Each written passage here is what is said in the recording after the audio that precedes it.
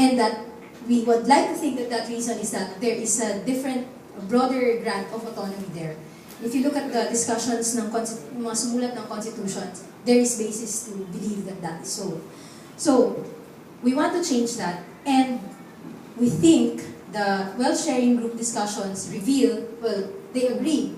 Now, one of the ways to do it, to strengthen the region, the authority of the region over local government units, is one way of strengthening the political autonomy of the region. But to do that, there has to be some adjustments. You adjust the relationship between the Bangsamoro and the LGUs, and the relationship of the LGUs with the national. And to change that, hindi lang siya doon sa power sharing side, pero mukhang mas maraming kailangan baguhin doon sa wealth sharing fiscal autonomy side. Pero wala, hindi pa. Marami na silang nare-discuss ng mga ideas. Some ideas have something to do with the IRA, pero wala pang definite na nasisettle doon. And then dun sa territory, the territory of the Bangsamoro will be, there will be a plebiscite to determine this, but the plebiscite will be conducted in 4 categories. So first category, the present arm. Second category, municipalities in North Cotabato, Minsayap, Alyosan, Carmen, Cabacan, Pigcawayan, and Pikit. And then municipalities also in Lanao del Sur, so Baloy, Munay, Pantar, Tagoloan, Nunungan, and Takal. So yun, 6 each. Lanao del Norte. Tapos, and then the 4th category would be the barangays, or actually Cotabato City and Isabela also will be subjected to plebiscite. And then the last would be areas that are contiguous to these first 4, 10% of which, either there will be an LGU resolution that will say we also want to be subjected to plebiscite, or a 10% initiative or petition from the people, registered voters, who will say we also want to be subjected to plebiscite. Gusto rin namin, we also want to be asked. So yun yung categories. Another thing that we introduced here is yung opt-in clause, which is in number 3 of territory. So sabi namin, kasi in fairness to the MILF, they really took a reasonable and realistic stand on territory. They had a problem in the MOA AD when they presented the long list, and it wasn't apparent in the text whether a plebiscite was going to be conducted. So, karoon sila ng problema doon, and pumayag sila dito na, okay, sige, let's scale down. Let's focus on these areas na ARM, tas yung mga dating bumoto na favorably, the 2001 plebiscite. And then, we added the contiguous part. Tas sabi namin, but in fairness to the MILF, we can give them the opt-in clause. Ibig sabihin, even after the plebiscite, in the future, if the people want to be asked in any of the contiguous LGUs, barangay man yan, doon sa area, they can petition to the COMELEC, you ask us if we want to be included in the Bangsamoro anytime in the future. Then that can also be done. So there's going to be a process of accretion. Yun yung wala sa RA 9054. But siguro yung anytime, kailangan nilang sigurong linawin na baka every after 3 years, kasi hindi naman pwedeng everyday magta-try sila.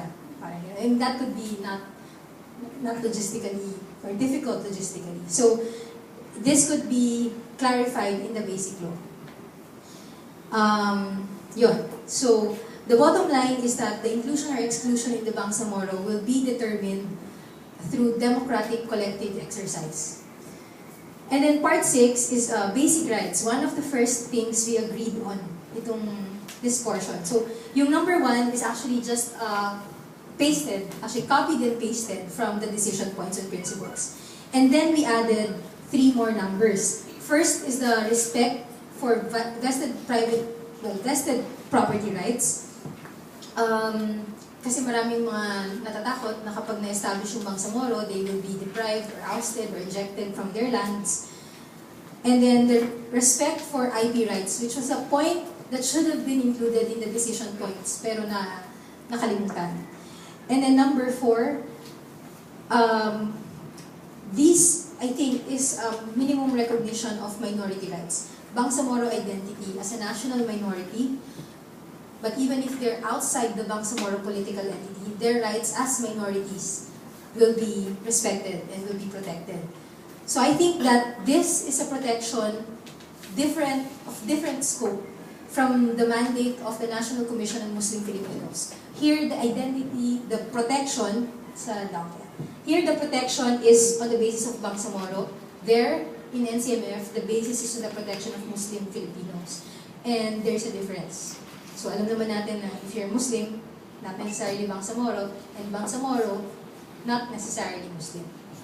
So, ayun, okay. Now, the second part of the framework agreement is the one on transition. So how are we going to transition from what we have now, from the unacceptable status quo na tinatawag, to the new autonomous political entity, which is the Bangsamoro? Once the framework agreement is signed, inshallah, on October 15, sometime soon thereafter, within the month of October, the President will issue an executive order creating the Transition Commission. The Transition Commission will be composed of 15 members, all of them Bangsamoro, 7 nominated by the government, 8 nominated by the MILF, including the chair.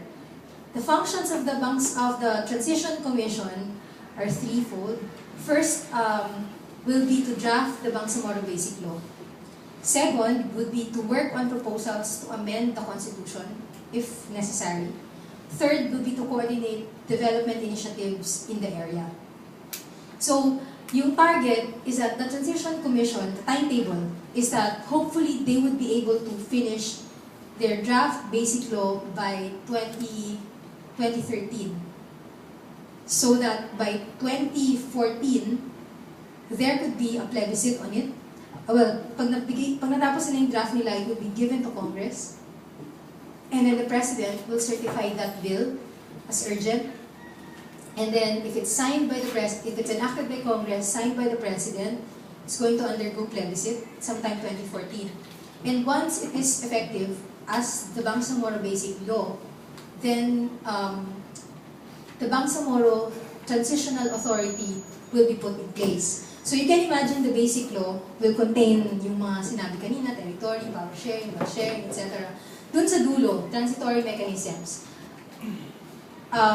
You can expect that it will have a section, a chapter, on the creation of the Bangsamoro Transition Authority.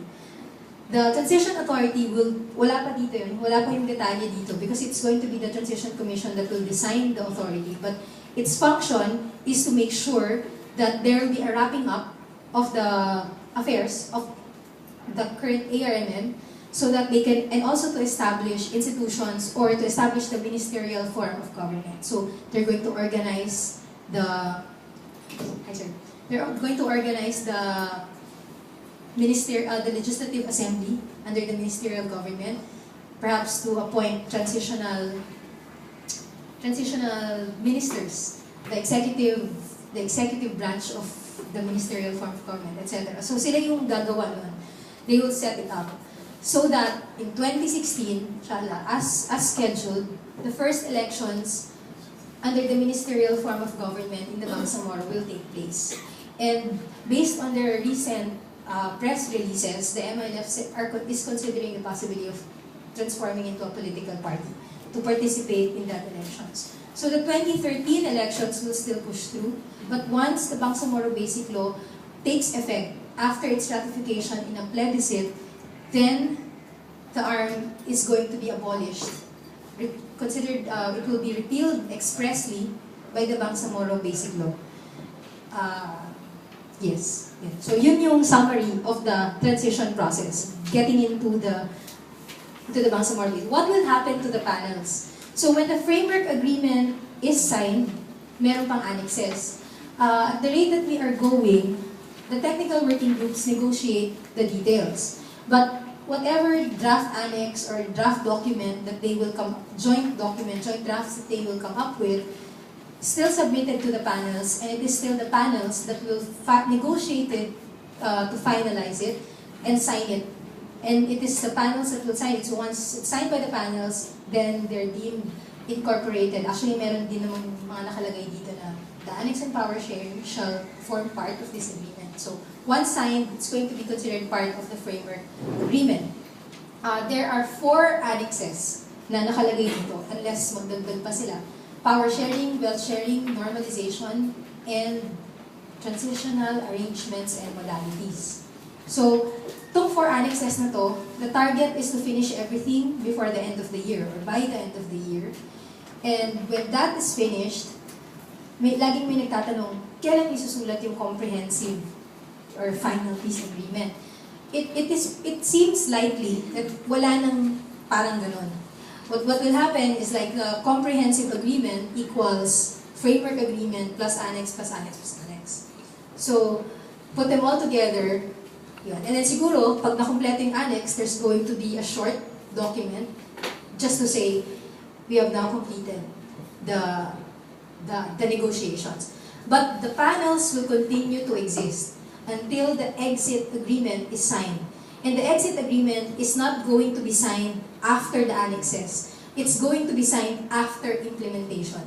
So, sometime in 2016, when the ministerial form of government has qualified and has been elected into office, qualified, and has already taken their positions, there will be a body consisting of the government panel, MLF panel, the facilitator, and a third-party monitoring team, yung nag-monitor ng buong implementation. They're going to sit down together and evaluate the status of implementation of the agreements. So if by their consensus, the agreement has been sufficiently implemented, but it's sufficiently because, for example, the process of normalization could take decades.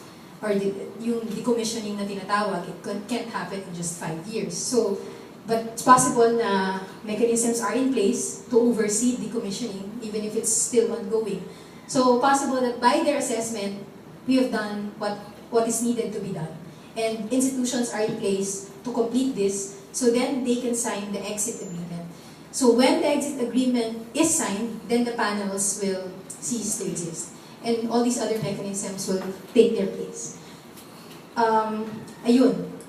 Under normalization, medyo ito mas principles actually ang laman niya. What is important to note is that MLF gave an express commitment to gradual decommissioning. Government gave an express commitment to the gradual transfer of law enforcement functions from the AFP to a reformed police. So, emphasis on reform.